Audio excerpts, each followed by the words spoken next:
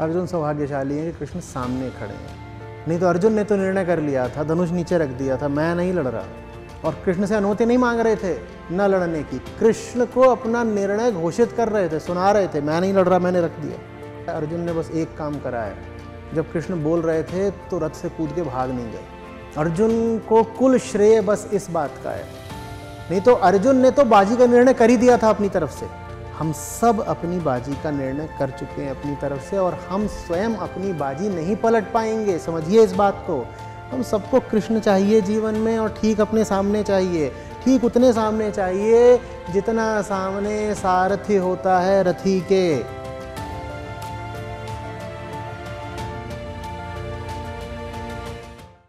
प्रणाम आचार्य जी, मैं लखनऊ से हूँ। मेरा सवाल डर पे है। असल में पिछले 2-3 महीने से मैं शारीरिक रूप से एक परेशानी से जूझ रहा हूँ।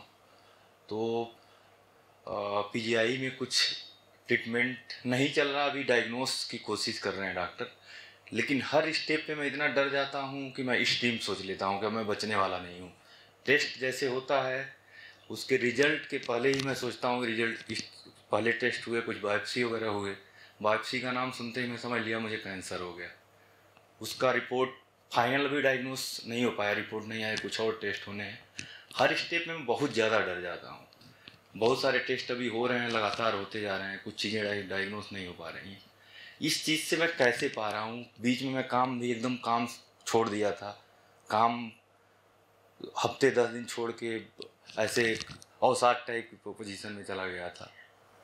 मैं पूछूं कि आज से ठीक 6 महीने पहले आप क्या कर रहे थे? मैं आपको कोई तारीख दे दूं, मान लीजिए कोई भी, मैं आपसे पूछूं आप 18 फरवरी को क्या कर रहे थे, या आप 5 मार्च को क्या कर रहे थे? आपको याद है? नहीं याद है। नहीं याद है। तो कुछ महीने बीतते बीतते ही, 4-5 महीने बीतते बीतते ही ज़िंदगी काफ़ी आगे निकल जाती है ना जी, काफ़ी आगे निकल जाती है। दूर की बात हो जाती है ना 4-5 महीने बहुत, अगर पीछे के 5 महीने का याद नहीं है तो माने 5 महीने में ज़िंदगी बहुत आगे निकल जाती है। तो आपके पास जीने के लिए 5 महीने तो होंगे जी। तो ये बहुत ज़िंदगी है। आचार्य जी, इस बात से मैं बाहर कैसे निकल सकूं? मैं समझ रहा हूं कि मैं गलत चीज को पकड़े 5 महीने में क्या करना है ये देख लो, ऐसे बाहर निकलो। कैंसर है भी, बोल भी दें डॉक्टर कि मर रहे हो, 2-4-6 महीने तो देंगे जीने के लिए, तो 2-4-6 महीने तो बहुत लंबा समय है। देखो कि उसमें क्या करना है।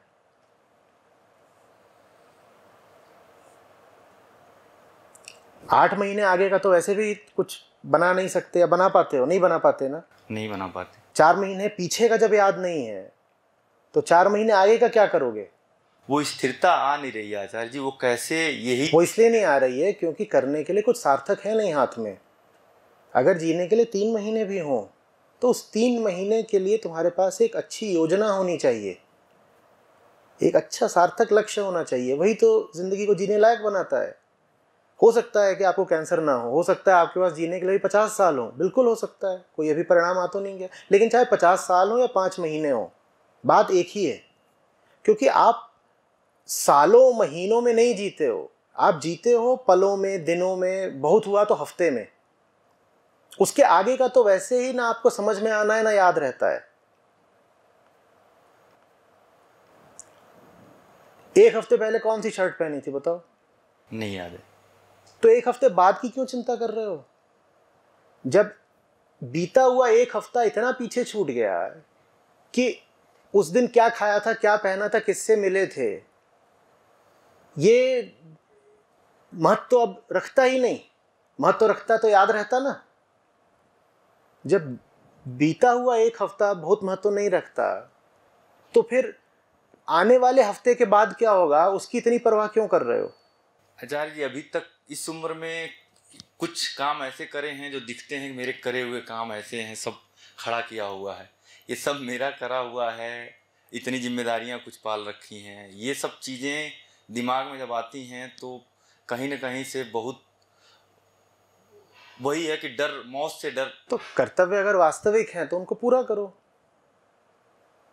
तो समय वही लगता है कि समय कहीं ऐसा ना हो। हाँ, समय हो सकता है कम हो, 5 ही महीने हो, तो जल्दी जल्दी हाथ चलाओ।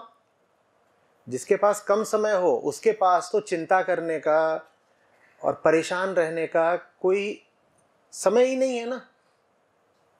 तुम्हारे पास अगर जीने के लिए 50 साल हो बहुत अच्छी बात है, लेकिन अगर 5 ही महीने हो तब तो और जरूरी हो जाता है कि जल्दी जल्दी हाथ चलाओ।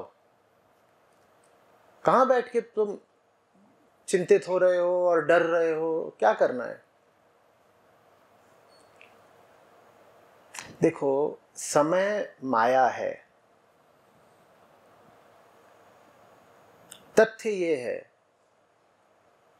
कि चाहे 10 साल हो, चाहे 5 साल हो, चाहे 20 साल हो, वो आपके लिए एक बराबर होते हैं। लेकिन हम अपने आप को ये मानसिक सांत्वना देते हैं कि 20 साल 5 साल से ज्यादा होते हैं। ना आप 20 साल में जीते हैं, ना 10 साल में, ना 5 साल में। मैं कह रहा हूं आप जीते हैं पलों में। बाकी तो सब मानसिक सुरक्षा के लिए, मेंटल इंश्योरेंस के लिए आप अपने आप को बताए रहते हो मेरे पास अभी 20 साल है। करोगे क्या उसका? तुम इस्तेमाल कर रहे हो सिर्फ कुछ पलों का जो तुम्हारे सामने है। तुम्हारा कर्तृत्व, तुम्हारी ताकत इन पलों से आगे है ही नहीं। और आगे की सोच करके तुम अपने आप को बस सांत्वना दे रहे हो। हम सब अपने आप को बस दिलासा दिए रहते हैं। मेरे पास अभी 20 साल है, मान लो हैं भी 20 साल, तो जो तुम्हारा रेंज ऑफ एक्शन है वो कितना है? कितना है? वो बस कुछ दिनों का है। इतने में ही तो काम कर सकते हो। जो तुम्हारा लेजिटिमेट रेंज ऑफ एक्शन है उसमें करने के लिए तुम्हारे पास कुछ सार्थक है नहीं। ये ऐसी सी बात है कि जैसे आपकी गाड़ी में 200 किलोमीटर जाने का ही ईंधन है।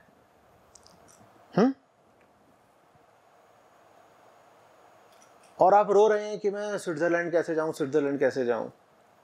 मैं पूछ रहा हूं, जब था उसमें पूरा ईंधन जिंदगी भर, तब भी कभी गए थे क्या? दूसरी बात, 200 किलोमीटर के दायरे में जितनी खूबसूरत जगहें हैं और जो करने वाले काम हैं, वो जगहें घूम ली, वो काम पूरे कर लिए। तुम्हारी रेंज 200 किलोमीटर की है। तुम 20,000 किलोमीटर की सोच क्यों रहे हो? पर 20,000 किलोमीटर की सोच के अच्छा लगता है, अच्छा लगता है बस। और जब वो 20,000 किलोमीटर की संभावना छिन जाती है, जब डॉक्टर बता देता है कि 5 ही महीने हैं, तो मन को बुरा लगता है। तथ्य ये है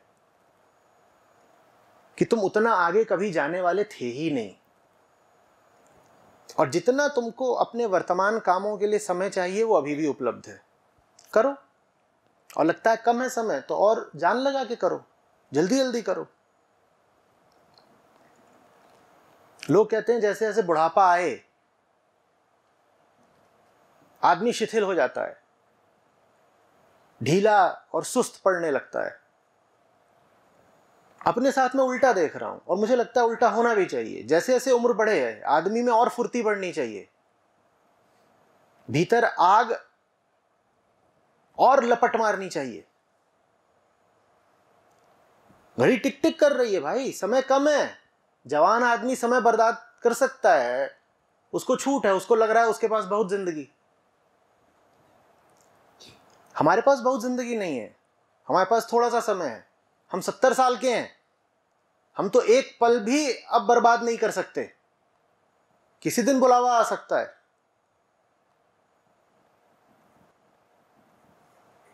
जब समय कम हो तो और लगन के साथ जुटो ना। रोना थोड़ी है, क्योंकि अब तो रोने की भी गुंजाइश नहीं है।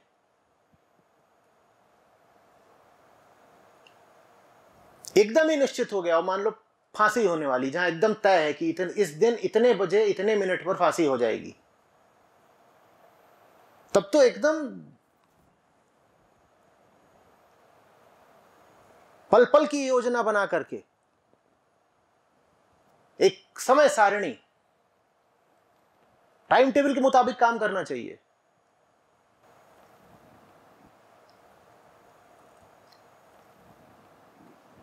कितने ही क्रांतिकारी ऐसे हुए हैं, उनको भोर में फांसी होनी थी, वो रात भर अपना काम निपटाते रहे। मेरे ख्याल से आप लोग परख लीजिएगा, शायद राजगुरु के जीवन से है, उनको फांसी होनी थी, वो गीता पढ़ते रहे रात भर, और जिस अध्याय में जिस पृष्ठ पर पहुंचे थे उसको थोड़ा मोड़ दिया उन्होंने, तो उनको फांसी के लिए ले जाने आए। बोले मोड़ क्यों दिया है? बोले अभी यहां पे रुक गया हूं ना। वो ये भी नहीं कह रहे हैं कि अब मर जाऊंगा क्या होगा, वो मोड़ के रख दिया है कि अभी, अब सुबह तो मर ही जाना है, अब 3-4 घंटे हैं, गीता अभी पूरी करी नहीं, जल्दी से पूरा करो भाई, मातम थोड़ी मनाना है, काम पूरा करना है।